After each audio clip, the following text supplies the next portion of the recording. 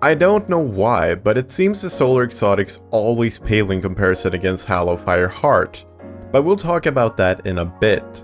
First, I would like to go through with you what the Phoenix Cradle is and why I believe it's more of an okay exotic rather than a good one.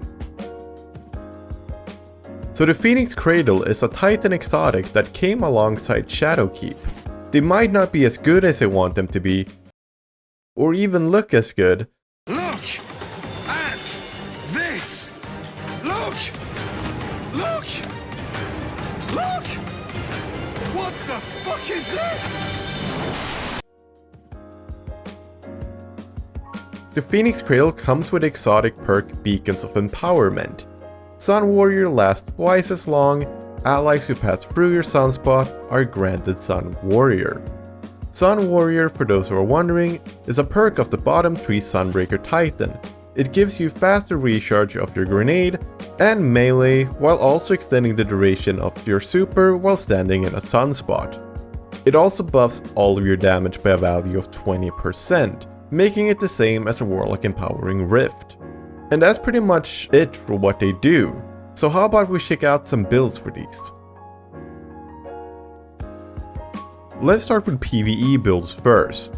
This is always tricky since the new seasonal mods enter and leave the ecosystem of the game roughly every 3 months. So this will only cover the universal mods that carry over each season.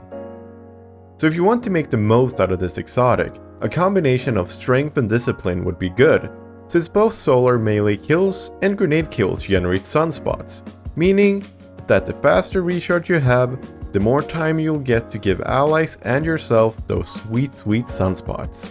Monte Carlo once again also comes to mind if you have it, since it gives you a chance to fully restore your melee on kill. For class armor mods, I would then go hands on, since it will scale very nicely with all the extra melee you would gain. If you don't have it, then a Demolitionist primary combined with Ashes to Assets could make for some very interesting results, since this would increase your soup generation quite significantly. If you prefer long range, then maximizing your grenade efficiency is key here. Therefore, Demolitionist primary with Ashes to Assets for class item mods would be the way to go. For universal mods, I would definitely go for Intellect. This is mostly because supers are so goddamn fun to use in PvP, and games last roughly long enough to enable you to pull 1 or 2 out of the bag. For close fights, well, then a shotgun is obviously the thing you would bring.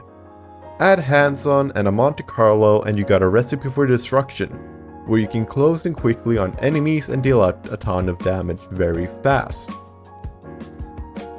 So after playing with these for a while in some harder activities like Solar Prophecy and more casual activities like the season's current contact event, I can definitely say that I'm not really a huge fan of these.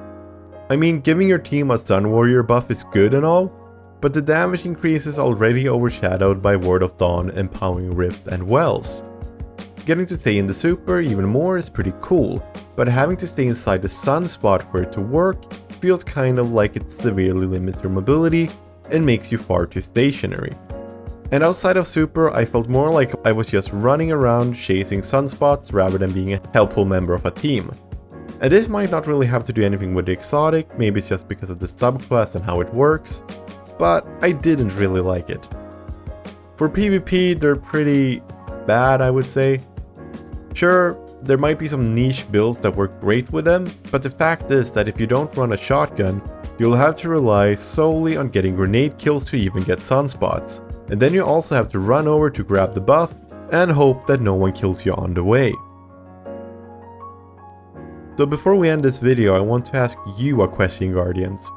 What do you think about these boots? Do you like them? Do you hate them? Let me know in the comments down below. And as always, I want to thank you so much for watching this video. If you did enjoy it, then leaving a like and subscribing to the channel is a great way to stay up to date on all the latest uploads, as well as a great way to support the channel itself. Until next time, this is TC Spectre, signing off.